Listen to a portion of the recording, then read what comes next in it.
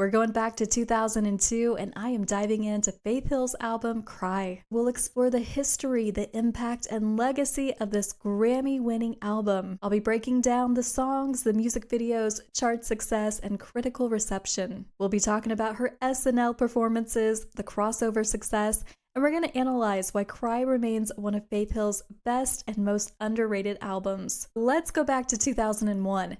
This is Faith Hill's Breathe era, and the final single, If My Heart Had Wings, that was released to radio and it landed at number 3. Faith would take home the Academy of Country Music Award for Top Female Vocalist, and this was actually the 3rd year in a row that she won it. During that summer, Faith released the song There You'll Be that was featured on the Pearl Harbor soundtrack. Faith would reach number 11 on the country charts, but it would be an even bigger pop song and it would reach the adult contemporary chart. With Faith pregnant with her and Tim McGraw's 3rd child, the rest of the year in terms of public appearances, it was pretty low-key. She only played one show that year, and that was for the opening of a venue in Canada. We saw her perform There Will Come a Day on a 9/11 telethon. We also saw her at the CMAs where she was nominated for Female Vocalist of the Year. She had won for the first time the previous year, but Leanne Womack, she would take the trophy in 2001. But the McGraws, they didn't go home empty-handed. Tim McGraw, he would take home Entertainer of the Year for the very first time in 2001. As 2002 kicked off, Faith won the Favorite Female Country Artist at the American Music Awards. Tim would be there to accept that award for her because he was in LA and she was in Nashville with their newborn baby who had been born in December. A few months later, Faith, she landed a huge spot on the Oscars. She performed There You'll Be. Songwriter Diane Warren, she was nominated for Best Song, and it was such a beautiful performance. Around this time on country radio, it was very heavy on patriotic songs. This is post 9/11, and in country music, if you had any kind of patriotic song, you were basically guaranteed a big hit on country radio. And around this time, we're starting to see the decline of females being played on country radio. Music City was very quick to sign any kind of knockoff acts to capitalize on the crossover success that acts like Faith Hill and Shania Twain, The Chicks, LeAnn Rimes, all of them were experiencing at that time. And that same industry would be the first to tear down the album that Faith would end up releasing that fall. In August of 2002, Cry, the single, was sent to radio. It's very emotional and goes into a big chorus, which we've heard with radio hits like It Matters to Me and Breathe. And this song, it's very pop, but it didn't feel out of place on country radio. In fact, you were hearing a lot of strong power ballads at country radio during this time. In 2002, we had Martina McBride's Where Would You Be, Kelly Coffey with When You Lie Next to Me, and Rebecca Lynn Howard's Forgive, which was a top 15 hit that summer. Now, Faith originally wanted to cut the song Forgive by Rebecca Lynn Howard. That was one of the songs that Faith was planning to record for that album, but ultimately Rebecca recorded it and she scored her very first big hit with it. In an interview with 60 Minutes, Faith, she said that when they were looking to put together the Cry album, they went through songs for over 2 years to find and narrow down all the songs that were going to be on the album. She said she went from 10,000 songs down to the very final tracks. As we're moving into the fall of 2002, the video for Cry, that premieres on CMT, and we are seeing a big promotional push on radio and TV. Faith appears on the Late Night with David Letterman show, and that's where she performed Cry. And then shortly after that, Faith received an invitation to perform on Saturday Night Live. And back then, not a whole lot of country singers received that opportunity. In fact, she would become the first country artist that decade to be able to perform on the show. Garth Brooks and Dwight Yoakam were the only 2 artists in the country music world who performed during the 90s on SNL. When Faith made her SNL debut, we got to hear her perform Cry, and she also performed Free for the first time too. And if you want to look up more from that episode, that aired on October 12th, and Sarah Michelle Gellar, she was the host that night. We would also see Faith perform Cry at the Billboard Awards later that year. On October 15th, after all these major appearances, the album Cry, it is released. With nearly 500,000 records sold, it debuts at number 1 on the Billboard Country charts and the Billboard Top 200, which is the all-format chart. And this gives Faith her biggest opening week at that point of her career, and those are giant numbers. At radio, the single Cry, it reaches number 12 on the country charts, but it proves to be an even bigger pop hit.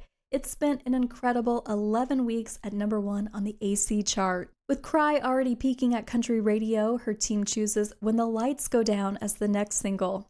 She performed it at the CMA Awards that year, and she received a standing ovation. Such a great performance. And again, at this point, we're seeing country music kind of slow down on how many females they play on their radio stations, and it definitely affected acts like Faith Hill, who typically shot to the top 10 in no time. The song would reach number 26 on the charts, which ultimately that would be Faith's lowest performing single at country radio since 1993. As 2002 comes to an end, the album Cry was certified double platinum for $2 million in sales, and it ranked as the 9th best-selling country album of the entire year. Faith was back on TV for her second primetime concert special. It aired in November on NBC, and that was filmed in California, and it really showcased songs from the Cry album. There was a special rendition of Breathe with special guest Carlos Santana's, and it was just a beautiful performance. That's one of those that if you haven't seen it, go check it out. In January of 2003, Faith was once again crowned favorite female performer by the People's Choice Awards. Faith would also return to the Grammy stage where she performed Cry. The song was nominated for Best Female Country Vocal Performance.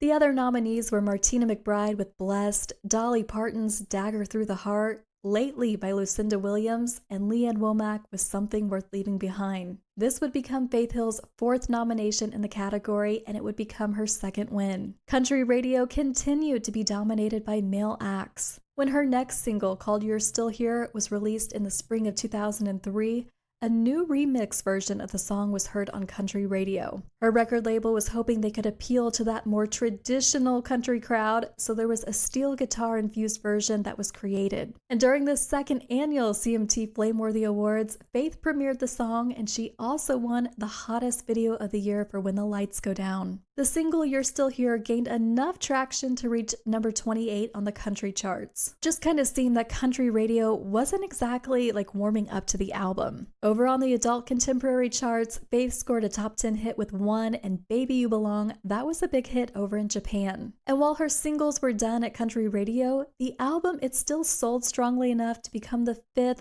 best-selling country album of 2003. Nashville kind of had a formula for making records in the 90s, and it was common for artists to release an album pretty much every single year. There wasn't a lot of gaps in between albums. Most of these albums contained probably 10 tracks. There might have been 2 or 3 really good, strong singles. You almost always had a ballad, maybe a duet, or some kind of gospel-inspired number. And I think it's safe to say that Faith's first 2 albums, Take Me As I Am and It Matters to Me, they kind of followed that pattern when they were released in 1993 and 1995. But we saw Faith take an artistic leap in 1998 with the self-titled Faith. It gave us a glimpse of a more soulful sound, and then she released Breathe in 1999, and that had all the electric guitars with the polish and big sound to it. Then you get to the Cry album, and this was the album we got to experience a more unleashed artist. I feel like we really got to know her on this album. I think it brought out the best up-tempo numbers we've ever heard from her. In the album, it really seemed to be a creative process that appeared fulfilling. It could have been really easy for her to do Breathe Part 2, but I think she challenged herself to create something new that suited her. She was a 35-year-old international superstar, and this album captured a lot of her influences. And she was also opening up in a way that we've never seen before. You had so many A-list songwriters like Matresa Berg, Amy Mayo, Pink even co-wrote one of the songs on the album. Faith really did something different vocally. The instruments were unique, and so much effort was put into this record. Faith didn't tour for a number of years.